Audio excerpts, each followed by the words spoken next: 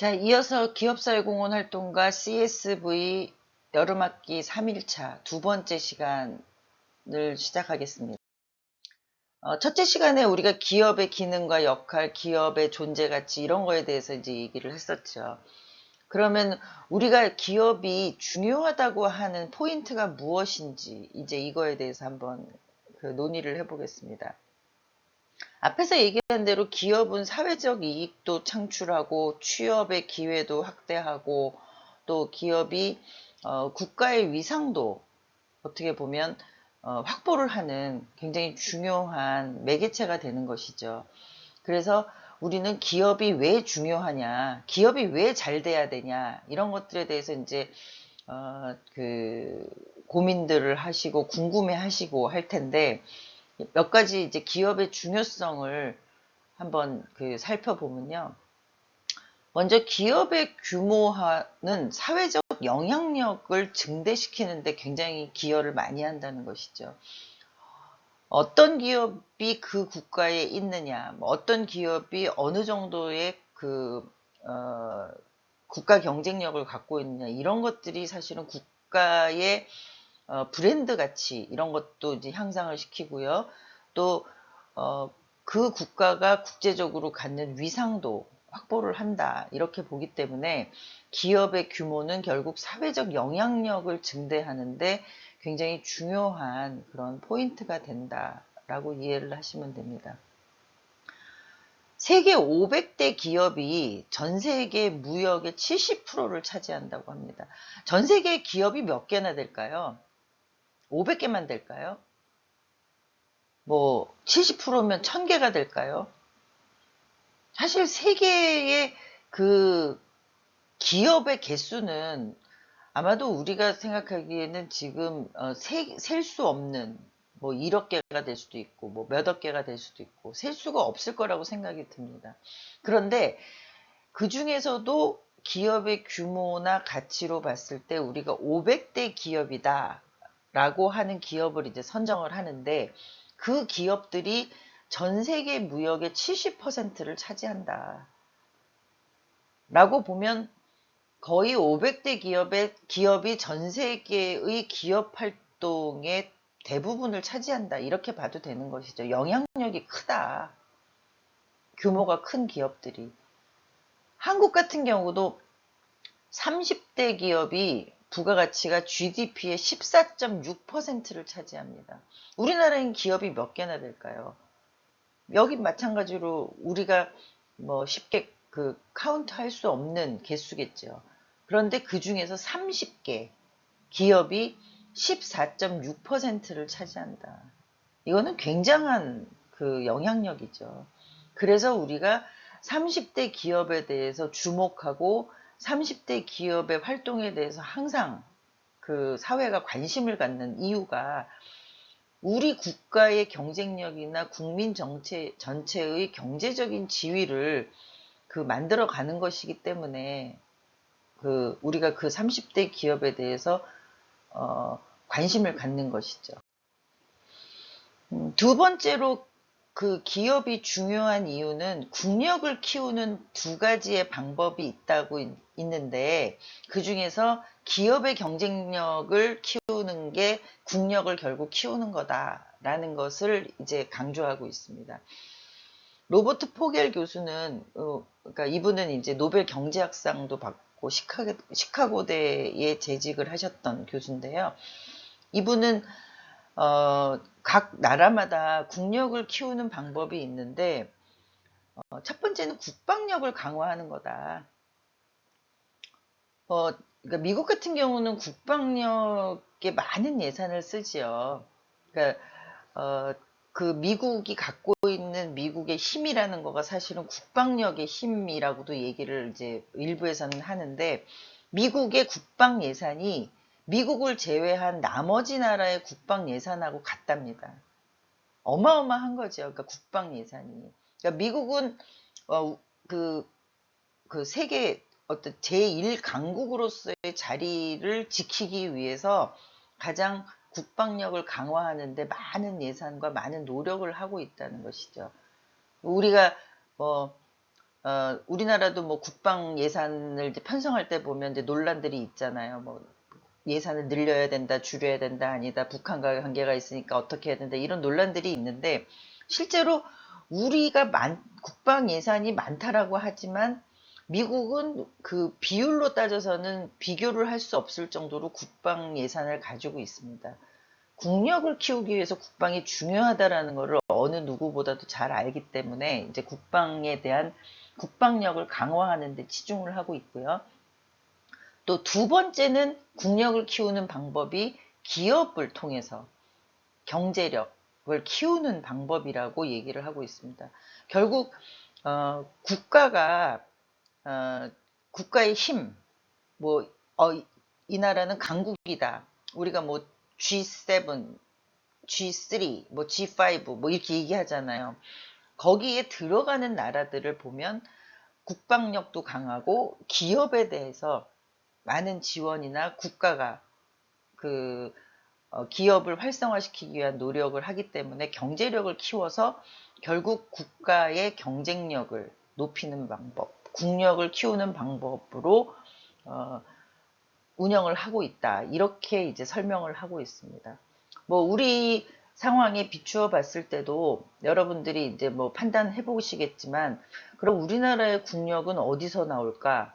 우리는 국방력도 중요하게 여기는 나라고, 기업에 대한 어떤 기업 경영에 대해서 우리가 국가가 적극적으로 지원하거나 또 기업 활동을 원만하게 할 수 있도록 하는 그런 국력을 키우는 방법에 참여하고 있는지, 또 어떤 부분이 부족한지, 또 우리의 국력 중에 뭐 그러면 한류 문화, 뭐 BTS 같은 어떤 그런 한류 문화가 전파되는 게 국력에 도움이 되지요, 물론. 그래서 그런 것들도 또 우리나라가 국력을 키우는 어떤 한 가지 축의 방법이라고 볼 수 있는 거죠. 그래서 국가를 운영하는 사람들, 국정을 운영하는 사람들은 국가의 경쟁력을 높이는 방법을 다양하게 활용하는 그런 노하우나 아이디어를 접목시키는 것도 굉장히 중요한 역량이라고 할 수 있습니다. 결국 기업이 이렇게 중요한데, 그래서 그렇게 중요한 기업이기 때문에 기업을 잘못 경영한다 라는 것은 국가에서 용납하기 어렵다는 것이죠.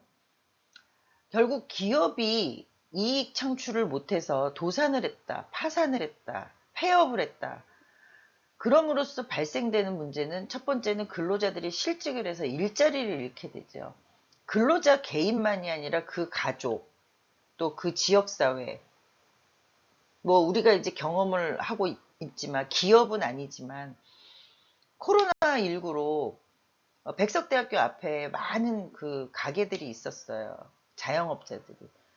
학교의 학생들이, 그동안의 학생들이 대부분을 차지하는 고객이었어요. 그런데 학생들이 학교에 등교를 안 하다 보니까 하나둘씩 문을 닫기 시작을 하는 거죠. 결국 자영업이 됐든 그 기업이 됐든 고객이 있어야지만 존재를 하는 거고, 고객을 통해서 이익을 창출해야지만 유지가 되는 거잖아요. 근데 그렇지 못한 경우에 기업도 망하죠. 하루아침에 망하죠. 그래서 기업이 도산한다는 거는 근로자 실직을 하죠. 이게 결국 국가 경제의 손실로 다가오죠. 특히 이제 큰 기업이 도산을 했을 경우에는 그 국가 부채로, 국가에서 그 부채를 그 대신 껴안고 있죠. 그럼 그게 몇 년이 됐든 그 후에 이제 국민들이 그런 부분들을 갚게 되는 구조로 이제 설계가 돼 있습니다. 우리가 뭐 보통 그 도산하는 기업들이 그 사회적인 책임을 잘못한다, 이런 어떤 단순한 문제가 아니라, 결국 그 도산하는 기업이 끼친 손해를 국민들이 책임져야 되는 그런 어떤 극단적인 최악의 어떤 기업의 그런 그 어떤 부도덕이죠. 그런 것들이 발생한다는 것을 이제 알 수 있습니다.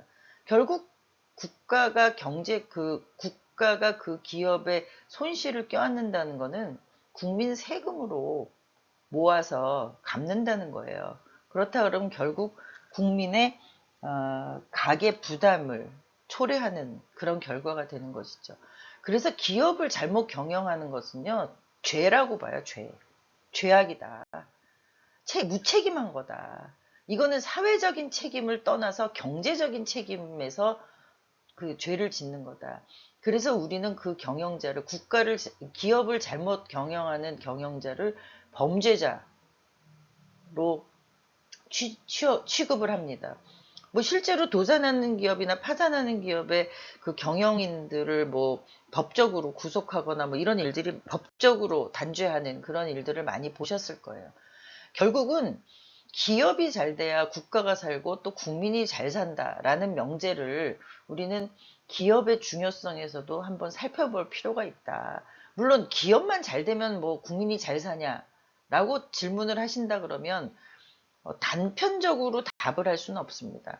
그렇지만 기업이라는 거는 기본적으로 잘 돼야만이 국가, 지역사회에 도움이 되는 것이고 그 이익을 국민들이 갖게 된다. 국가 전체가 갖게 된다. 이런 것들을 여기서 설명을 하고 있는 것입니다. 우리나라 기업의 위상을 보면요. 아까 앞에서 얘기한 대로 500대 기업이 70%를 차지한다 그랬잖아요. 그 전 세계에. 그런데 그래서 500개 기업을 포춘지가 매년 선정을 합니다. 그런데 이 500개 기업들이 매년 순위가 바뀌어요. 우리나라 같은 경우를 보면 2000년에는 12개였어요. 그런데 지금 2019년에 16개입니다. 10년, 16년에 줄었다 늘었다를 반복하면서 뭐 이렇게 변화가 별로 없는 500대 기업 안에 들어가는 기업 개수가. 미국 같은 경우는 오히려 줄었어요. 일본 같은 경우도 줄었어요. 중국을 보세요. 2000년도에 10개였어요. 500대 기업 안에 들어있는 그 기업 개수가. 그런데 19년에는 115개예요. 미국을 지금 거의 추월하려고 미국하고 같이 어깨를 나란히 하고 있습니다. 그래서 미국이 중국에 대해서 견제를 하고 관심을 집중하고 있는 이유 중에 하나입니다. 너무나 짧은 시간에 눈에 띄게 급부상을 했죠. 실제적으로 중국이 무섭게 다가온다라는 거를 이 500대 기업의 통계만 봐도 우리가 실감을 할 수 있는 겁니다. 그러면 그 500대 기업을 포춘이 선정을 할 때 존경받는 기업이라는 조건이 있습니다. 이 500대 기업을 선정하는 가중치는 물론 다릅니다만 평가 지표에 이 기업은 존경받는 기업이다 라는 것의 항목에 대해서 평가를 하게 되어 있습니다. 그래서 그 평가 항목을 우리가 하나하나 세부적으로 살펴볼 필요가 있는데요. 먼저 경쟁력을 보죠. 이 기업이 경쟁력이 있나 없나. 그 경쟁력에는 인재를 양성하거나 재무 건전성이 있거나 연구개발을 하거나 국제화 노력을 하는 거, 이런 4가지 항목으로 나눠서 그 기업의 경쟁력을 평가하는 항목이 있습니다. 두 번째로는 이제 혁신력을 평가하는 항목이 있는데요. 혁신력에서는 경영 혁신을 이루면서 경영 활동을 하느냐, 조직 문화가 건전하냐, 또 기술 혁신에 대해서는 얼마만큼 투자를 하고 노력을 하느냐, 또 임직원들의 복리후생 제도는 어떻게 되어 있느냐, 이제 이런 부분들을 이제 살펴보면서 존경받는 기업이 되려면 이런 부분에 어느 정도 달성을 해야 된다라는 가이드라인을 제시를 하고 있습니다. 그러니까 지금 현재 500대 기업에 들어있는 어떤 기업들은 경쟁력 부분이나 혁신력 부분의 어떤 이런 성과들이 어느 정도는 달성을 하고 있다. 그 국제적인 글로벌 그 기준에 달성을 하고 있다. 이렇게 보시면 될 것 같습니다. 우리가 보통 취업을 여러분들이 준비하려고 할 때 나는 좋은 회사에 들어갈 거야. 좋은 조직에 들어갈 거야. 아니면 잘 나가는 회사에 들어갈 거야. 뭐 이렇게 이제 그 얘기들을 하잖아요. 그 좋은 회사, 뭐 잘 나가는 회사 이런 것들이 사실 단편적으로 어떤 한 항목에 대해서 평가를 받아서 좋은 회사가 되고 잘 나가는 회사가 되는 게 아니라 여기서 보는 것처럼 여러 가지 항목을 복합적으로 그 평가를 하고 있습니다. 세 번째 항목으로는 경영 성과에 대한 항목이 있습니다. 경영 성과는 재무 성과, 브랜드 이미지, 고객 만족, 뭐 이런 항목들을 평가를 하는데요.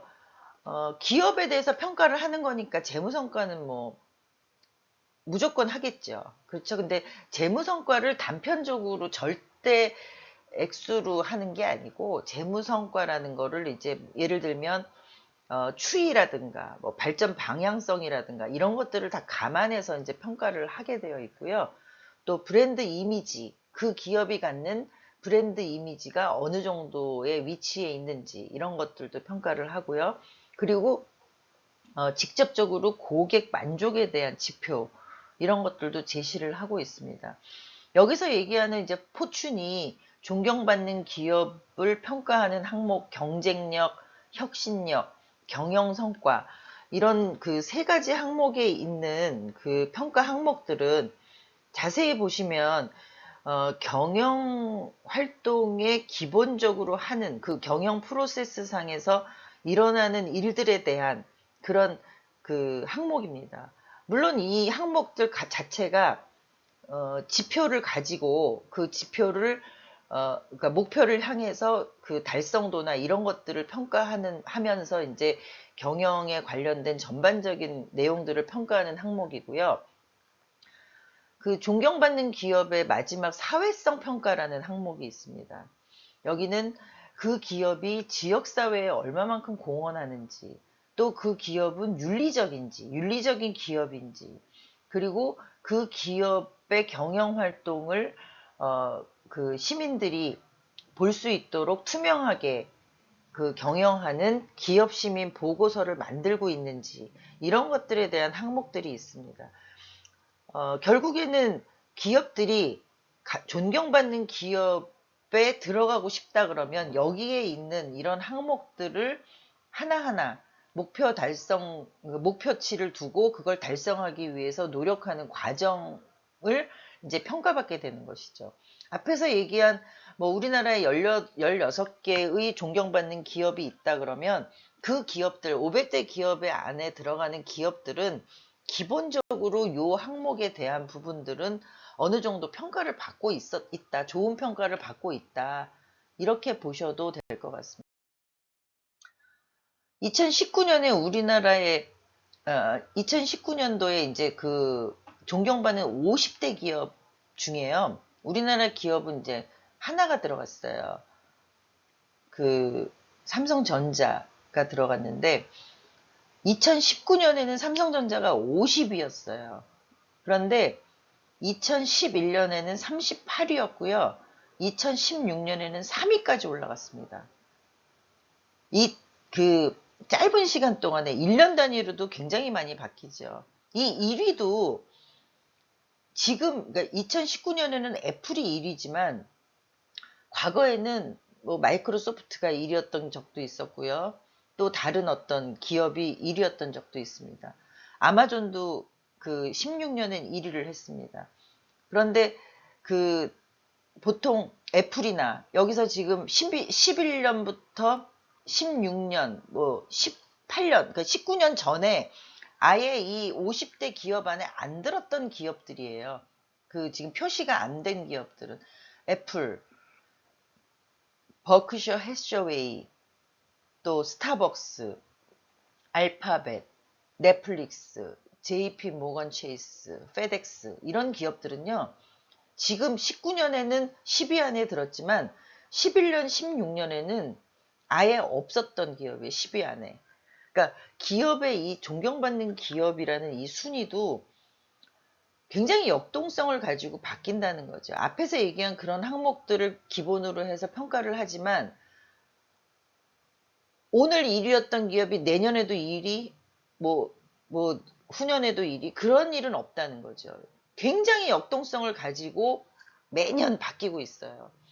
그러니까 삼성전자 같은 경우도 이제 보시면 알겠지만 11년, 16년, 지금 19년 이 순위가 우리가 예측하기 어려운 그런 순위죠. 그리고 최근에 그 여러분들도 잘 아시다시피 넷플릭스 같은 경우, 뭐 JP 모건 같은 경우 그 최근 몇 년 사이에 급성장한 그런 기업들이 있죠. 뭐 아마도 2021년 수치를 보면은 그 다른 어떤 우리가 생각하지 못한 기업들이 또 들어갈 수도 있고요. 또 뭐 세계의 어떤 그러니까 미국에서 지금 성장하고 있는 중국에서 성장하고 있는 어떤 그런 기업들이 10위 안에 들어갈 수가 있겠죠. 그런데 여기서 주목할 거는 1위부터 10위까지는 다 미국이라는 거예요. 그러니까 미국의 경쟁력, 국가 경쟁력은 이 부분만 봐도 아까 국방력 얘기도 했지만 두 번째 기업을 활성화시키는 그런 노력으로 국가 경쟁력, 그러니까 최강국이라는 그 자리를 지키기 위해서 굉장히 노력을 많이 하고 있다는 것입니다.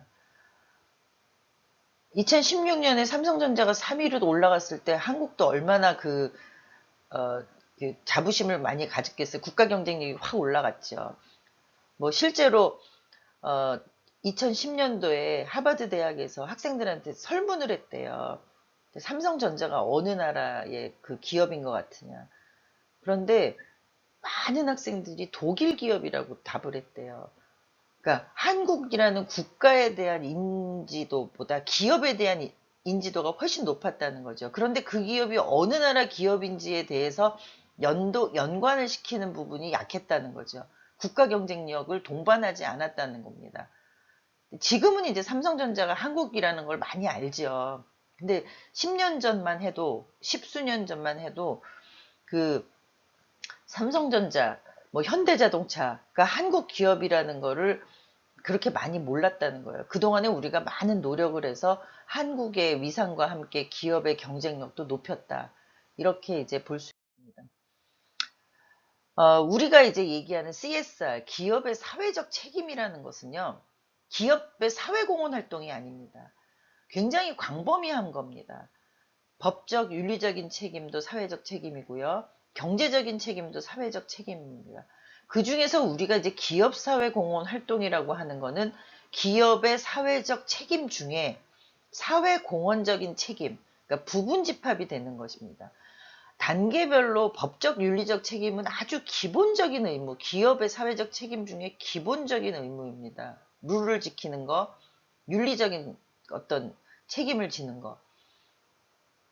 그다음에 경제적인 책임은 앞에서도 얘기했지만 이익을 창출해서 지속적인 이익을 창출해가지고 기업의 존재 이유를 만드는 사회적인 책임, 경영 창출, 이익 창출을 하는 사회적인 책임.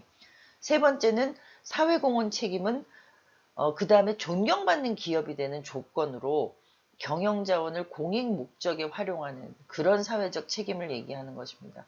결국 기업 사회공헌 활동이 CSR이다 라고 하는 거는 조금 그 잘못된 표현인 거죠. CSR은 더 큰 거예요. 사회적 책임은. 그런데 우리는 그 중에서 기업의 사회적 책임 중에서 기업의 사회공헌적인 책임 이 부분에 대해서 이제 집중적으로 우리가 이제 살펴보고 있는 거죠. 기업의 사회적 책임 CSR의 체계는요. 기업을 둘러싼 이해관계자들이 이렇게 있어요. 이런 이해관계자들하고 원만하게 커뮤니케이션하고 소통하는 그런 구조를 기본적으로 잘 해야 된다. 뭐 기업이 법적 책임을 잘 지켜야 정부하고 관계가 있는 거. 정부하고 관계에선 법적 책임, 또 시민단체나 지역사회 협력업체는 윤리적인 책임, 고객에서도 윤리적인 책임, 또 경쟁 기업에 대해서도 법적 책임, 뭐 지나친 경쟁을 하지 말아야 되고 또 경제적인 책임, 또 사회공헌적인 책임은 다 해당이 되는 어떤 이런 체계 속에서 기업의 사회적 책임은 수행이 된다라고 보시면 기업의 사회적 책임에 대한 관점은 첫 번째 사회적 의무다. 기업은 의무적으로 해야 된다. 또 이해관계자, 앞에서 얘기한 그 다양한 이해관계자에 대한 의무다. 기업이 사회적 책임을 다한다는 것은 의무다라는 것을 이제 강조를 하고 있습니다. 그리고 윤리에 기반을 둔 관점이어야 된다. 그리고 기업의 사회적 책임은 경영 과정, 경영 프로세스의 일부이다. 그러니까 제4의 경영 요소다, 제5의 경영 요소다, 이렇게 이제 설명을 하고 있습니다. 그런 것처럼 우리가 CSR에 대한 거, 그러니까 기업의 사회적 책임에 대한 큰 범주, 그 중에서 기업 사회공헌적 책임에 대한 부분, 이런 것들을 이제 머릿속에 그리시면서 다음 시간에 이어서 이제 그 기업의 우리가 사회공헌에 대해서 좀 집중적으로 보려고 그러는데요. 기업의 사회공헌은 기업이 가지고 있는 다양한 경영자원, 자금, 인력, 시설, 기술 등을 사회나 그 구성원에게 투자를 하는 겁니다. 특히 이제 우린 취약계층이라고 그러고 이제 지역사회, 소외계층, 청소년, 노인 뭐 이런 사람들한테 투자를 해서 사회적 가치를 창출하는 사회 참여 활동이다. 이렇게 정의를 하고 있습니다. 기업이 가지고 있는 자원을, 경영 자원을 사회나 그 구성원에게 투자해서 사회적 가치를 창출하는 사회 참여 활동이다. 라고 기업의 사회 공헌 활동을 정의하고 있습니다. 계속 이어서 이제 기업과 기업 사회공헌 활동의 관계에 대해서 이제 세 번째 시간에 살펴보도록 하겠습니다.